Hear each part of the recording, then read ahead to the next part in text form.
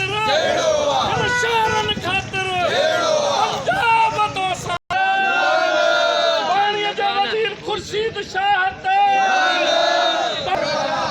पानी ना है छो भला सिंधी मां तो सुकाए